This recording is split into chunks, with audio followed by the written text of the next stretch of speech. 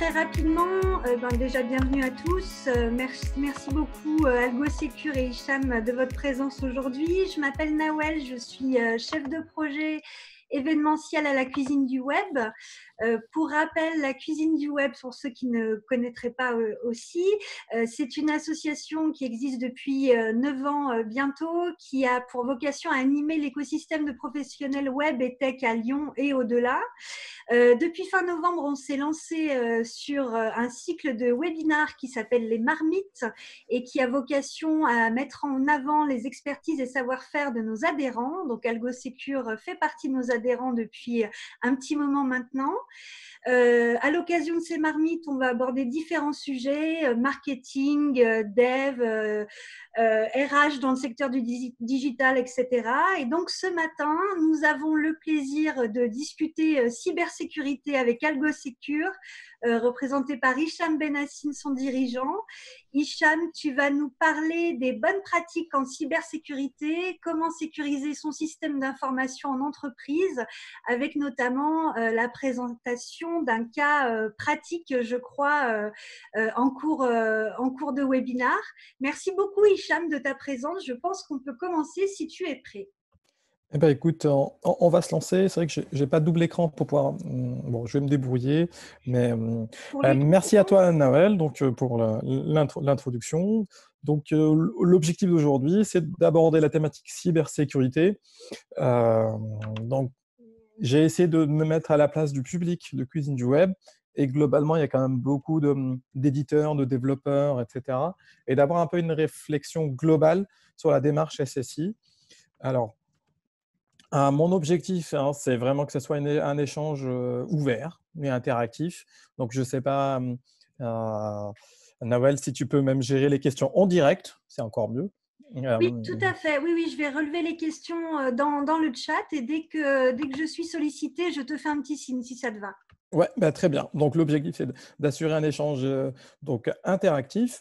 On va commencer par les fondamentaux, en fait. Quand on parle de cybersécurité, il y a beaucoup d'approches et un peu, on va dire, un côté mystique de la chose. C'est on va dire, démocratiser, en fait, et d'expliquer ce qu'est réellement la cybersécurité, qu'est-ce qu'on entend par la cybersécurité, et comment on aborde, en fait, les thématiques de cybersécurité, notamment l'approche par les risques, et on se met à la place d'un éditeur de solutions SSI, comme il y en a quand même beaucoup, il y a beaucoup d'adhérents au sein de la Cuisine du Web qui sont plutôt dans le mode de l'édition ou à minima du dev.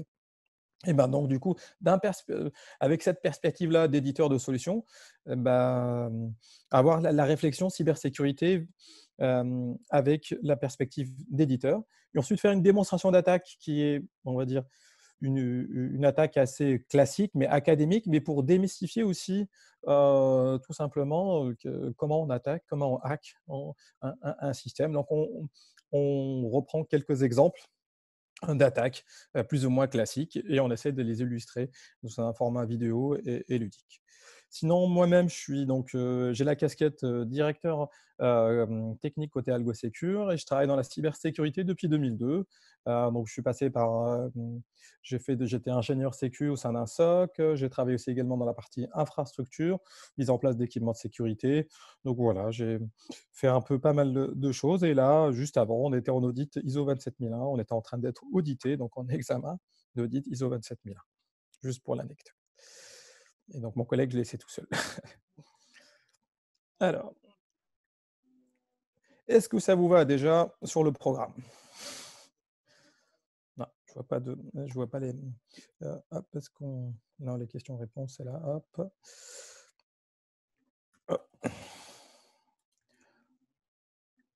J'essaie d'ouvrir les questions-réponses en parallèle ou sinon… Ouais. Ah, merci.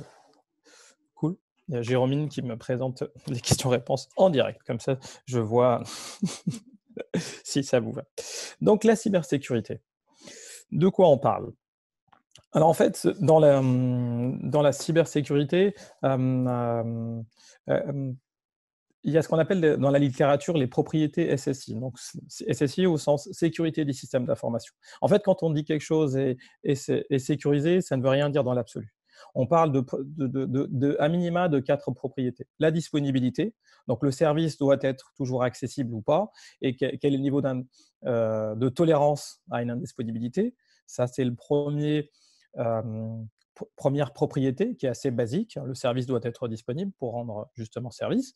Ensuite, on entend beaucoup parler de la problématique confidentialité, où le deuxième besoin, c'est la confidentialité. Donc là, l'idée, c'est que les informations soient accessibles uniquement au public dûment habilité. On rajoute également l'intégrité, notamment quand on parle de gestion de données à caractère personnel ou données médicales, etc. Bon, il faut s'assurer que les données, parfois, elles sont déjà publiques, mais on veut juste que les personnes dûment habilitées soient en mesure de les modifier et pas laisser ça à tout le monde. Et le troisième niveau, on parle de traçabilité et preuve. Est-ce que vous savez la différence entre la traçabilité et la preuve en termes de propriété de sécurité? N'hésitez pas à répondre tous ensemble. Pas du tout. Moi, je veux bien un update. Alors, donc la traçabilité et la preuve. Donc, en général, la traçabilité, c'est à travers les logs. En fait, on collecte les traces des accès ou des actions, etc., au niveau des logs. Et la preuve, il y a un caractère en fait irréfutable de la traçabilité, c'est-à-dire qu'il y a souvent on signe les logs et on atteste que les logs n'ont pas été modifiés ou altérés. Donc la différence, c'est que la preuve, c'est la traçabilité, mais prouvée entre guillemets. Ça, c'est les propriétés cybersécurité classiques. Maintenant, avec tout ce qui est infogérance, externalisation, etc., on parle beaucoup de cloud. Je rajouterai une nouvelle propriété qui n'est pas encore, on va dire, qui est dans la littérature, mais pas explicitement mentionnée, qu'on nomme la réversibilité. C'est le fait de pouvoir, tout simplement, quand on externalise une partie de son système d'information, de pouvoir récupérer la gestion de ces données si on veut changer la partie interopérabilité. Aujourd'hui, je ne sais pas si vous le savez, mais par exemple, sur AWS, vous pouvez, en termes d'offres, ils vous proposent pléthore d'offres. Donc, l'upload est gratuit. Donc, pour mettre vos données, il n'y a aucun souci, mais le download est payant. Imaginez que vous mettez tous vos données.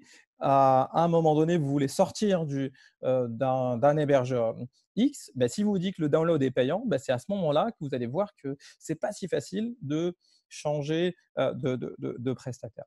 Donc, c'est cet autre besoin de sécurité qui est intégré donc, au-delà de la partie DICP classique, donc disponibilité, intégrité, preuve et confidentialité, il faut rajouter aussi la notion de réversibilité.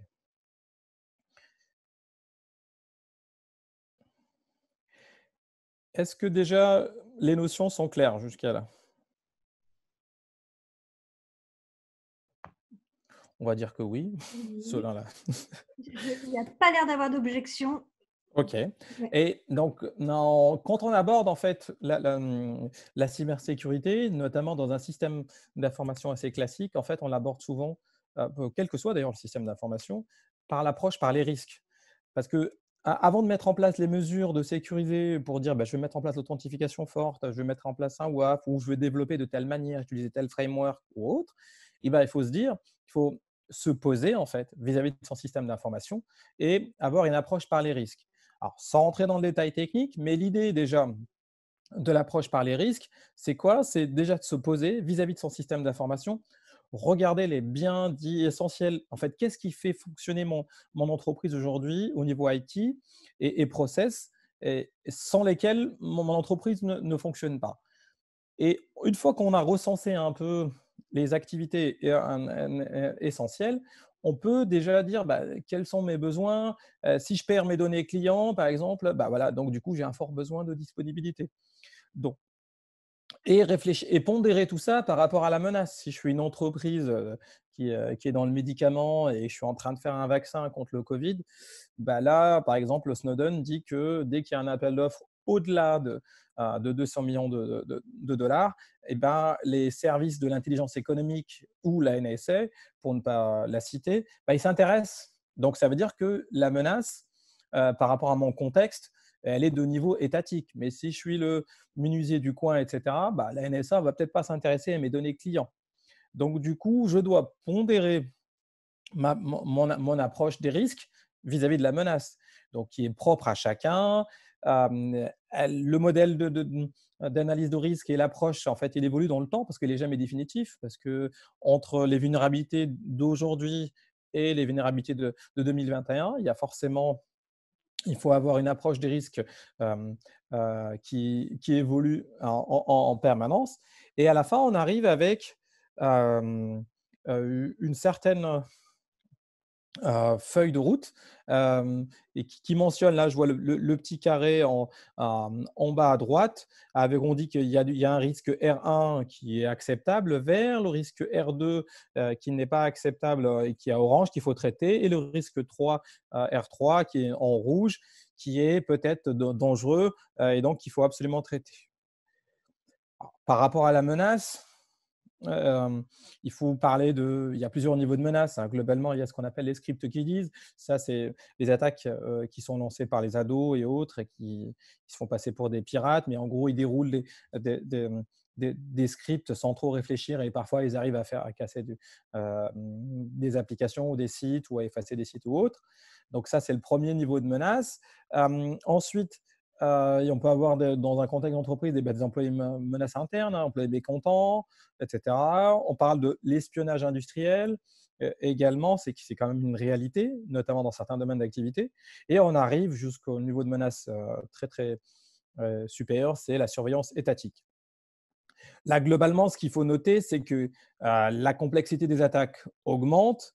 Et quand on est face à une surveillance étatique, ils ont le temps nécessaire pour mener une réelle attaque assez poussée. Et donc, les moyens derrière doivent augmenter. Donc, si vous êtes une entreprise dans un contexte stratégique, il faut augmenter les moyens de cybersécurité. Donc, en résumé, première approche, c'est faire cette analyse de risque. Alors, classiquement, essayez de cartographier vos biais essentiels, réfléchir par rapport à vos éventuelles menaces derrière et vos éventuelles vulnérabilités et lister un certain nombre de risques par rapport à cette menace et vulnérabilité. Et ensuite, prendre en compte la mesure adéquate, qui peut être des mesures techniques, mais pas que, mais ça peut être aussi des mesures organisationnelles. Là, je vais rentrer un peu plus dans le détail de comment on entreprend une démarche en fait, pour sécuriser son système d'information.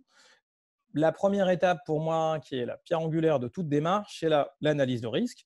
Typiquement, pour faire assez basique, je me dis, tiens, si ma base de données était compromise, si j'ai un fichier, ne serait-ce qu'une entreprise classique, j'ai un fichier Excel dans lequel il y a tous mes contacts clients. Et ma première crainte, c'est la disponibilité. Par exemple, il faut que ce fichier, j'ai absolument accès à ce fichier. Si demain, j'ai un crypto-locker, donc du coup, je n'aurai plus accès à cette base client, qu'est-ce que je fais? Mais là, classiquement, on me dit, OK, j'ai juste je suis une petite entreprise, on a 3 portables, un petit serveur sur lequel il y a les bases de données. Il y a un fichier Excel contenant les données clients. Et la première approche, on peut se dire, je vais à minima faire la sauvegarde.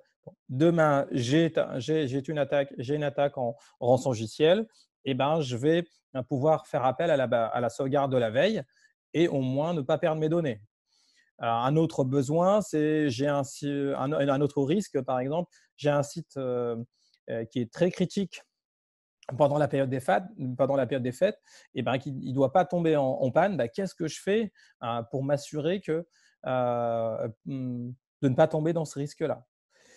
Une fois qu'on a fait cette analyse de risque, en fait, globalement, ça va déterminer les objectifs de sécurité. Alors, ça a l'air un peu barbare comme ça pour les non-techniques, mais grosso modo, quand on parlait de si le site il doit être disponible pendant la période des fêtes, ça veut dire que j'ai un fort besoin de disponibilité. Alors, peut-être que pendant cette période-là, je peux faire appel à du cloud ou autre pour augmenter en fait ma capacité de réponse à la surcharge qui est ponctuelle. Et donc, du coup, j'intègre mon objectif de sécurité. Là, ça serait la disponibilité. Si j'ai un problème, si les données doivent être accessibles uniquement aux personnes habilitées, et là, mon objectif de sécurité, c'est comment assurer la confidentialité des données. Une fois que j'ai fait mon analyse de risque, j'ai déterminé mes objectifs de sécurité, c'est à ce moment-là que je commence à mettre en œuvre des solutions qui sont aussi bien techniques que organisationnelles pour sécuriser euh, euh, mon système d'information et donc par rapport à mon analyse de risque et mes objectifs. pour pas qu'en fait j'investis pour rien. En fait, il faut surtout pas ça. En fait, dire je vais installer un antivirus pour installer un antivirus ou faire de la sauvegarde pour faire de la sauvegarde. Non, il faut qu'il y ait un sens à ce qu'on fait.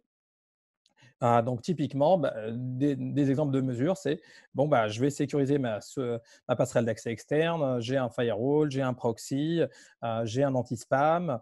Et du coup, je dois avoir un fort besoin de données de disponibilité. Je vérifie avec mon contrat, avec mon fournisseur cloud, euh, les différentes SLA, donc les Service Level Agreement. Donc, c'est les niveaux d'engagement que me procure mon fournisseur cloud. Parce que je suis pas en mesure d'assurer, moi, ce niveau de mon objectif de sécurité, mais mon fournisseur, d'après le contrat, il est en mesure de le fournir. Et une fois qu'on a mis en place les mesures, dernière étape, on fait le suivi au quotidien. On est dans la boucle d'amélioration continue. On supervise, quand cela est possible, en fait, les services de mon système d'information. Et je vérifie que globalement, par rapport à mes objectifs de sécurité, que la sécurité de mon système d'information est conforme à mes objectifs de sécurité.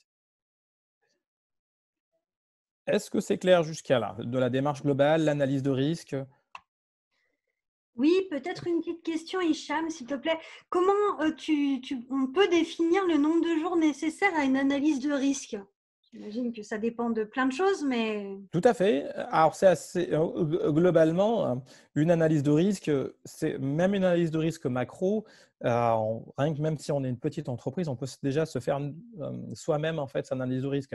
Déjà, on cartographie notre fonctionnement, qu'est-ce qui fait fonctionner l'entreprise. On réfléchit un peu à la menace et on dit est-ce que j'ai des vulnérabilités? Si j'ai pas de backup, du coup, naturellement, j'ai une vulnérabilité. Et ensuite, j'essaie de construire tout ça pour établir un risque et ensuite j'essaie de le traiter. Alors, par rapport à la durée, en fait, ça peut aller juste de 3 jours à une dizaine de jours en fonction du contexte. Il n'y a pas vraiment en fonction du périmètre et en fonction du niveau de détail aussi euh, qu'on veut y mettre. Donc, il y a des normes comme l'ISO 27005, il y a EBIOS de l'ANSSI, il y a l'EBIOS Risk Manager aussi. Donc, en fonction du temps qu'on veut allouer, mais c'est entre 3 et une dizaine de jours, je pense. Ok, merci.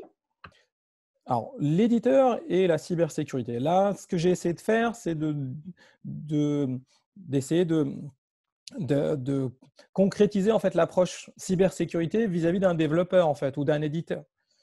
Donc, premier niveau, déjà, l'éditeur ou le développeur, il est utilisateur du système d'information. Donc, comme n'importe quel utilisateur du système d'information, il peut être assujetti à d'attaques comme vol de données, fraude de virement, tentative d'usurpation de son identité, tentative d'escroquerie à travers un rançon logiciel, tentative de phishing. Déjà, d'un point de vue utilisateur du SI, il faut déjà être sensibilisé aux bonnes pratiques des systèmes d'information. Puis quand on est développeur ou éditeur, des fois, on gère quelques données sensibles quand même. On échange de données avec des clients, on a les coordonnées personnelles des clients, on a parfois des données métiers, ça peut être des données personnelles ou des données médicales, donc en fonction du contexte. Donc on est quand même un public plutôt sensible. Et ensuite, le deuxième niveau, on édite une solution IT. Donc, au-delà de l'aspect fonctionnel, en fait, qui doit répondre aux besoins, mais on se doit aujourd'hui, en tout cas en 2020, de développer une solution conforme à l'état de l'art en termes de cybersécurité aussi. Donc, le client, souvent, il insiste sur la partie fonctionnelle, mais maintenant, de nos jours, les donneurs d'ordre posent la question en fait, de la conformité de l'application réalisée, développée, à l'état de l'art en termes des bonnes pratiques cybersécurité. Parce que, mine de rien, la cybersécurité, notamment depuis le volet régalien avec la partie RGPD, est devenue un risque stratégique pour l'entreprise. Alors, les clients, en fonction de leur appétence et également de leurs compétences, etc., ils peuvent demander à ce qu'on utilise des liens chiffrés comme le HTTPS ou que l'hébergement soit certifié, l'hébergeur soit certifié ISO 27001 ou HDS pour l'hébergeur de données de données de santé. Parfois, des donneurs d'ordre, ils vous demandent tout simplement de vous-même d'être certifié à l'ISO 27001. Et cette certification, en fait, elle garantit que vous avez mis en place un système de management de la sécurité de l'information. Donc, vous avez mis en place tout un corpus documentaire et technique pour dire, bah voilà, j'assure bien la sécurité du système d'information. On demande également ce qu'on appelle un PASS, un plan d'assurance sécurité. Par exemple, vous voulez travailler aujourd'hui pour n'importe quelle prestation avec un gros donneur d'ordre de type, je sais pas, Enedis ou la SNCF. Première chose, on dit, bah, OK, envoyez-nous votre PASS. C'est quoi le PASS? C'est l'ensemble des exigences cybersécurité que vous avez prises pour ne pas porter atteinte au système d'information du client. Donc, c'est de plus en plus fréquent que d'ailleurs les gros, Orange, quasiment, ils demandent en fait, carrément, ils demandent une certification ISO 27001 à tous leurs fournisseurs. Alors, bien sûr, les clients, ils sont assez exigeants, ils demandent de l'IA, de Big Data, de la blockchain, le cloud, etc. Et parfois même, l'outil doit faire le café. Donc, bon, ça fait partie un peu du jeu commercial et de la négociation. Mais l'idée, c'est d'être en avance de phase, en fait, vous-même en tant que développeur, pour éviter des problèmes juridiques et également vis-à-vis de vos clients. Il faut s'assurer qu'en fait, votre solution développée n'incorpore pas de vulnérabilité ou ne soit pas source de vulnérabilité pour le système d'information du client. Et comment on fait ça? On évalue la sécurité. Voilà, un minima une fois par an, payé par un acteur indépendant. On ne peut pas être jugé partie, on ne peut pas vérifier la sécurité et faire la recette fonctionnelle. Il faut le faire par un acteur indépendant. Comment ça se passe? Évaluer la sécurité du système d'information. Globalement, on le fait plutôt.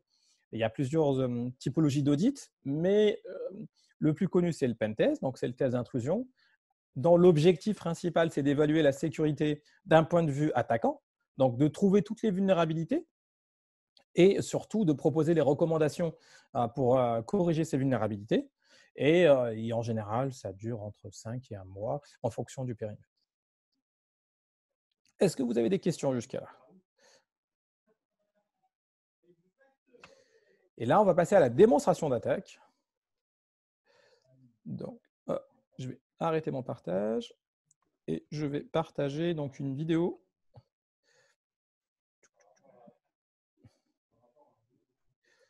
Alors,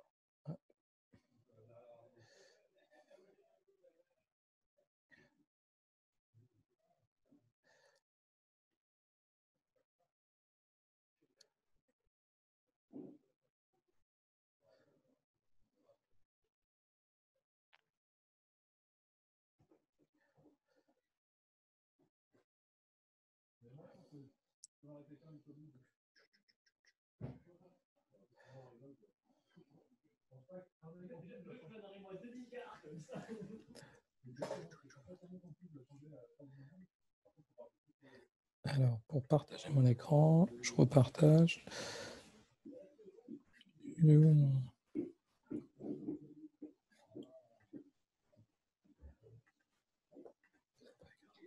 N'hésitez pas, ceux qui ont des questions, à les poser dans le chat. Si des choses ne sont pas forcément claires peut-être, ou si vous avez des interrogations par rapport à vos propres boîtes, propres business, c'est le moment. Est-ce que vous voyez mon partage? Oui, oui, oui, oui. Alors, donc là, juste pour le contexte, c'est une plateforme d'e-commerce fictive qu'on a montée spéciale pour l'événement. Avec l'objectif, c'est de montrer en fait comment on procède un attaquant. Donc, première approche, en fait, souvent, on fait ce qu'on appelle la reconnaissance. Donc, du coup, on essaie de cartographier l'ensemble des services qui sont disponibles pour une application. Voilà comment il procède un attaquant. Il fouille en fait. Il regarde qu'est-ce qui est disponible. Là, il voit qu'il y a une application web. OK, très bien. Et donc, il va regarder un peu plus. Il y a un service Apache qui tourne. C'est très bien. Donc là, il va essayer de cartographier l'ensemble des répertoires disponibles pour essayer de voir s'il y a des choses qui seraient sympas à regarder.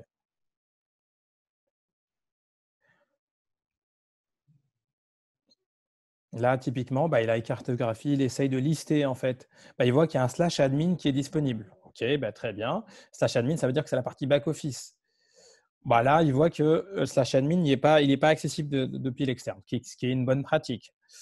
OK, donc il continue à cartographier.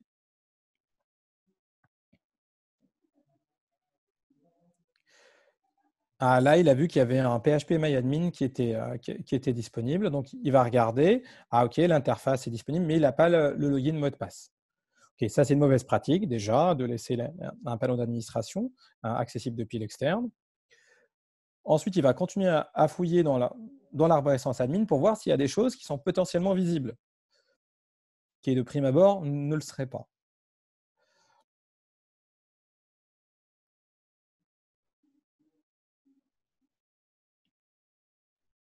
Alors, donc là, il est en train de cartographier. Je peux accélérer un peu si vous voulez.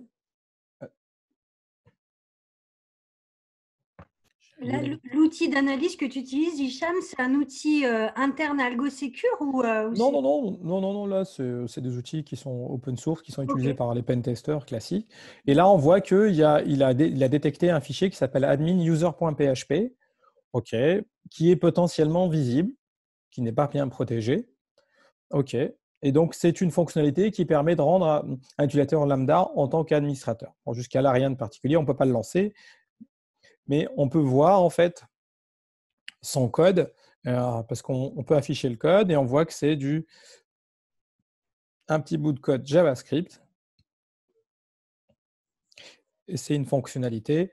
Voilà, si on regarde dans le détail, on voit ici, voilà, il y a du grant admin on click. Donc, du coup, c'est une fonctionnalité qui permet l'augmentation du niveau de privilège de rendre administrateur. Donc, jusqu'à là, rien de bien particulier. OK, bon, très bien.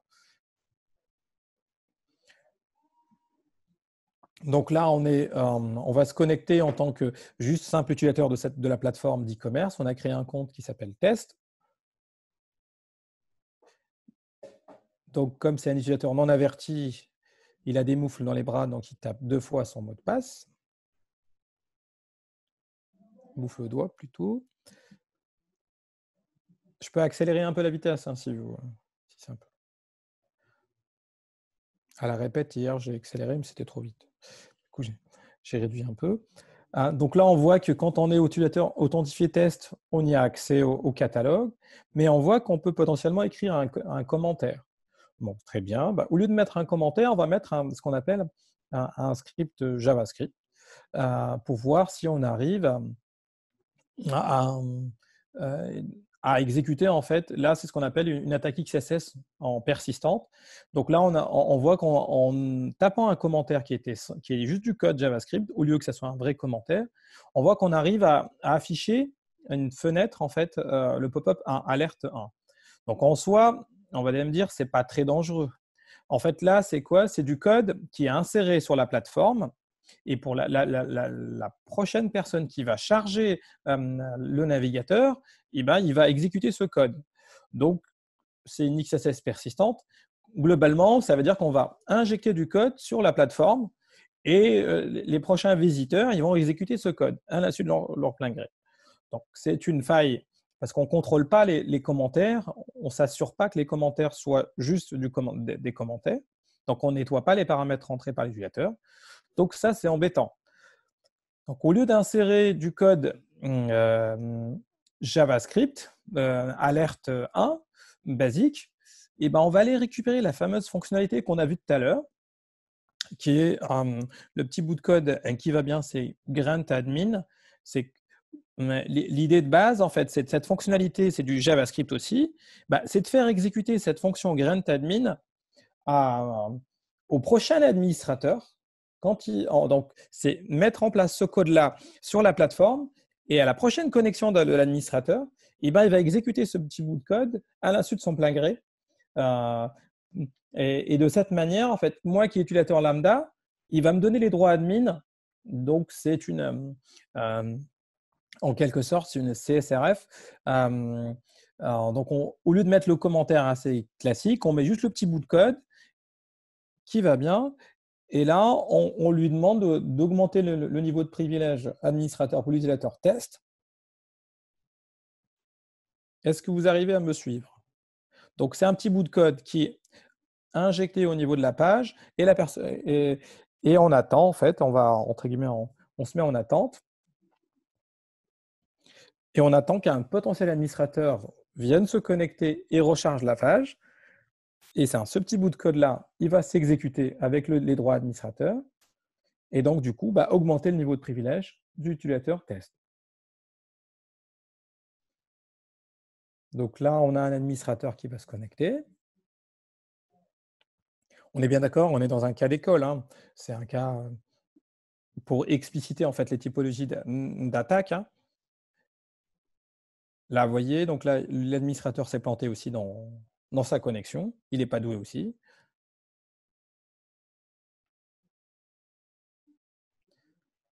Donc là, il a le petit pop-up alerte 1, mais à l'insu de son plein gré, en fait, il a exécuté le petit bout de code qui permettait de rendre l'utilisateur test en tant que d'augmenter le niveau de privilège test d'un simple utilisateur vers un utilisateur de type administrateur. Donc là, on va se connecter maintenant. On revient. Donc on revient, on va se connecter en tant qu'utilisateur test pour voir est-ce qu'on a changé de niveau de privilège ou pas. Vous voyez, là, test est un administrateur. Ce qu'il a exécuté sans s'en rendre compte, en fait. Parce que c'était un petit bout de code qui était embarqué au sein de l'application.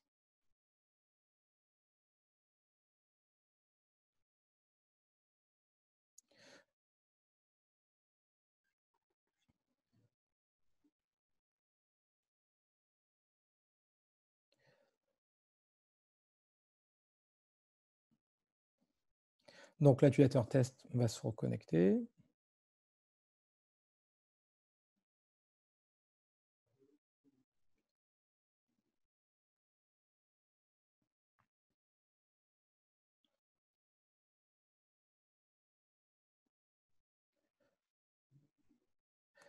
Et donc là, vous le voyez, il y a un nouvel onglet « Ajouter un produit » qui est apparu parce qu'il est devenu administrateur.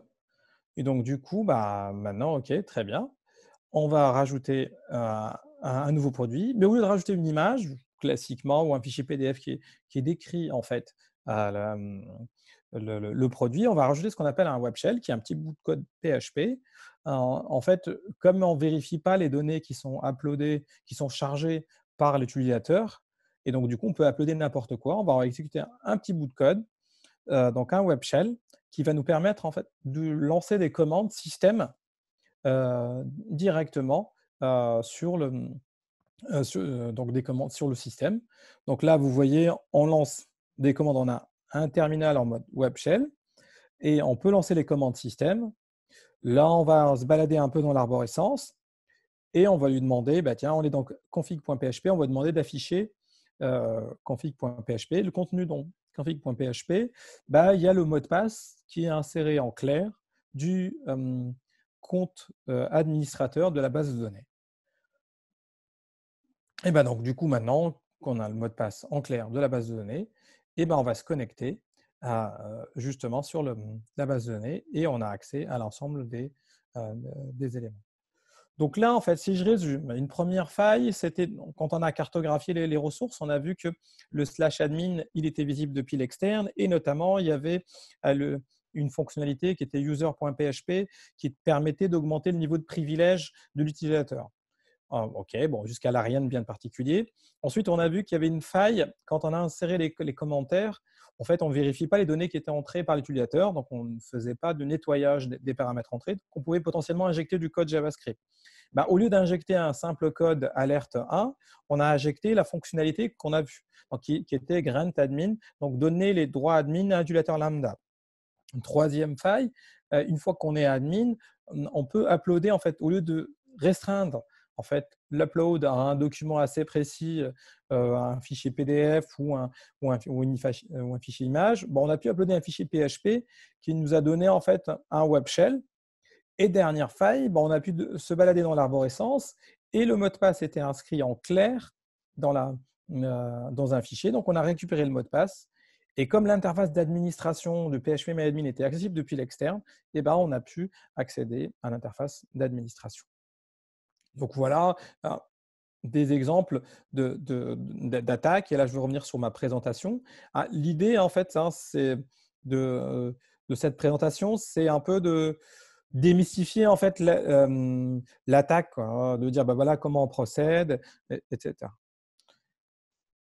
Voilà comment, première attaque, donc c'était la partie XSS. Deuxième attaque, c'était la partie manque de contrôle d'accès.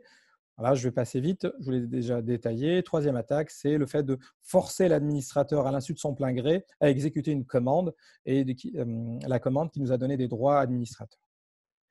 Est-ce que vous avez des questions jusqu'à là? Que là, j'ai fait le tour un peu de la démonstration. L'idée, c'est l'objectif de cette démo, c'est un peu de démystifier qu'est-ce qu'une attaque, comment les attaquants procèdent. C'est assez systématique. Tous les attaquants, ils commencent par la phase de reconnaissance, donc chercher les éventuelles vulnérabilités et de comprendre un peu le fonctionnement du système. Et ensuite, ils vont chercher les vulnérabilités, ensuite tenter de les exploiter.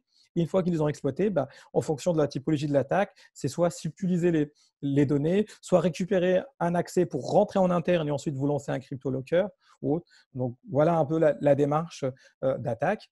Et quand on est éditeur de solutions, on se doit en fait de faire, de bien développer entre guillemets la solution d'un point de vue fonctionnel, mais également de vérifier que l'application, elle est conforme à l'état de l'art d'un point de vue vulnérabilité. Alors, les trois derniers diapositives, c'est essentiellement relatif à AlgoSecure, donc, qui est une entreprise spécialiste en cybersécurité, composée d'aujourd'hui de 25 personnes. Donc, on est qualifié d'ailleurs PASI, donc par l'ANSSI, prestataire auditeur SSI. Et la raison d'être en fait, d'AlgoSecure, c'est enlever l'épine du pied qui s'appelle cybersécurité à tous les DSI, à tous les RSSI, à tous les dirigeants d'entreprise. Et aujourd'hui, on fait face à des entreprises qui sont très matures sur la cybersécurité. Et donc, du coup, eux, on les accompagne pour, par exemple, de la conformité au niveau réglementaire sur SWIFT dans le contexte bancaire ou PCI DSS, ou pour un besoin assez précis quand on héberge des données de santé. Et parfois aussi, on fait face à des clients qui ne sont pas du tout matures. D'ailleurs, c'est une bonne majorité, où là, l'objectif, c'est Rome ne s'est pas faite en une journée, mais c'est un minima à faire un état des lieux et améliorer la maturité SSI et de mettre en place des bonnes pratiques SSI. Dans le contexte des éditeurs et du dev, en général, quand vis-à-vis d'un donneur d'ordre, quand on arrive avec un rapport d'audit ou une attestation d'audit qui est conforme à l'état de l'art, et là, ça fait un avantage concurrentiel. Donc, il y a certains publics qui intègrent la cybersécurité en tant qu'avantage concurrentiel. Aujourd'hui, c'est une obligation, mais c'est encore un avantage parce que toutes les entreprises et tous les éditeurs n'y pensent pas systématiquement, même s'ils l'affichent haut et fort, mais quand on regarde dans le détail, ce n'est pas forcément mis en œuvre dans l'état de l'art. Et donc, on accompagne aussi certains clients pour qui la cybersécurité, ça peut être un avantage concurrentiel entre une société A et une société B. Si la société A fait tout le nécessaire et le prouve à travers une certification ISO 27001 ou à travers des rapports d'audit ou à travers des certifications d'audit, ça reste quand même un avantage concurrentiel intéressant. Voilà, on accompagne différents types de clients, aussi bien des institutionnels que des grands groupes. Je vous remercie. Si on peut passer à la partie questions-réponses, s'il y a des questions-réponses. Super, merci beaucoup Hicham. Je regarde un peu le fil, pour l'instant j'en vois pas, mais moi j'en aurais deux à te poser. La première, c'est comment on conserve les sources de risques identifiées lors d'une analyse de risque. Et la seconde, qui est plus liée au contexte actuel d'hyper-digitalisation, où tout le monde s'est mis au télétravail, etc. Est-ce que vous avez constaté des nouvelles formes d'attaques qui sont apparues dans cette période ou pas? Alors, sur la partie source des risques, globalement, c'est en étudiant la menace en fait, et la vulnérabilité, on comprend un peu plus potentiellement on va dire les sources potentielles de risques. Et après, c'est surtout comment on traite le risque dans l'approche globale pour dire, pour traiter un risque, il y a deux choses. Soit on arrive à réduire la probabilité d'occurrence, faire en sorte que ce soit tellement compliqué et que tellement coûteux que l'attaquant, tout de suite, il va voir que vous êtes suffisamment armé, il ne va pas entre guillemets, tenter de vous attaquer, ou ça c'est le premier niveau, donc réduire la probabilité d'occurrence ou réduire l'impact. Si vous avez un risque très très grand, mais vous réduisez le scope et avec, ça peut être soit une approche technique ou une approche organisationnelle, vous réduisez l'impact, et bien là, globalement, vous dites, ok, je vais vivre avec, le risque zéro n'existe pas. Mais ça ne sert à rien aussi non plus, parce que si vous voulez atteindre le risque zéro et vous êtes une PME, ça va vous coûter tellement cher que finalement, vous n'allez rien faire. Voilà, ça, c'est les deux approches. Sur les risques d'aujourd'hui par rapport à la digitalisation, globalement, depuis le confinement, beaucoup d'entreprises sont en télétravail, etc. Donc, il y a eu des ouvertures du système d'information un peu sauvages. Là, si on met en place un serveur, un accès direct à un serveur RDP, etc., et là, vous avez un très, très fort risque de récupérer des rançons judiciaires, donc des crypto-lockers qu'on envoie en fait un peu partout. Donc, il faut plutôt être dans l'état de l'art. Là où je veux en venir, c'est que c'est des risques réels, mais ce n'est pas compliqué et c'est à la portée de beaucoup d'entreprises. En fait, il n'y a pas besoin d'être… Pour se protéger, notamment pour la gestion des accès télétravail, il y a des bonnes pratiques à mettre en œuvre qui sont simples. Et l'ANSSI publie pas mal un gros corpus documentaire, notamment le guide hygiène de la sécurité des systèmes d'information, qui sont des bonnes pratiques simples et basiques, qui sont faciles à mettre en œuvre, y compris pour une PME ou une TPE. Donc, du coup, par rapport aux risques nouveaux, en ce moment, il y a beaucoup de crypto-lockers parce que des gens mettent en place des passerelles de type VPN, mais qui sont vulnérables. Et donc, du coup, si elles sont vulnérables, il y a justement des attaquants qui exploitent cette vulnérabilité et ils rentrent sur le SI d'un point de vue… et après, ils ont une visibilité sur le SI d'un point de vue interne. Et donc, du coup, là, ils sont carte blanche. Ils vont essayer de récupérer le maximum de données et essayer de chiffrer le maximum de données pour vous demander une jolie rançon qui peut parfois être d'un montant relativement important. On a eu un client à qui on a demandé 1 million d'euros pour ne pas publier ses données. Affreux, quoi. Bon, super. Affreux, je n'irai pas jusqu'à là. Mais… Ouais, 1 million, ouais, non, ça en général, ils ciblent les PME qui sont assez actives, un peu à l'international. Et donc, du coup, pour pouvoir justement payer ce montant-là. Donc, s'ils ne prennent pas les bonnes précautions, mais néanmoins, là où je me répète, mais les bonnes pratiques, elles ne sont pas difficiles à mettre en œuvre, en fait. C'était vraiment passionnant, hyper intéressant. Merci beaucoup, Hicham, d'avoir repris aussi les fondamentaux au départ de la cybersécurité. Je pense que c'était aussi important pour beaucoup d'entre nous. Et merci d'avoir pu éclairer ça par un exemple très concret aussi d'attaque et nous expliquer aussi également qu'il est possible de prendre en main la cybersécurité de sa structure sans forcément s'inquiéter de ça, que ça peut se faire simplement en étant bien accompagné et que c'est à la portée de tout le monde. Si vous avez des questions complémentaires qui pourraient venir un petit peu plus tard, n'hésitez pas, vous avez le contact d'Hicham qui s'affiche à l'instant. Vous pouvez aussi nous contacter à la cuisine, contact@lacuisineduweb.com. Le webinaire sera enregistré et rediffusé sur le YouTube de la Cuisine du Web à partir de demain. Donc, n'hésitez pas aussi à le partager à vos collègues, collaborateurs qui n'auraient pas pu être présents avec nous ce matin. Merci encore une fois, Hicham et AlgoSecure, de votre présence ce matin et au plaisir de vous retrouver pour une prochaine marmite en 2021. Merci à vous. Merci beaucoup.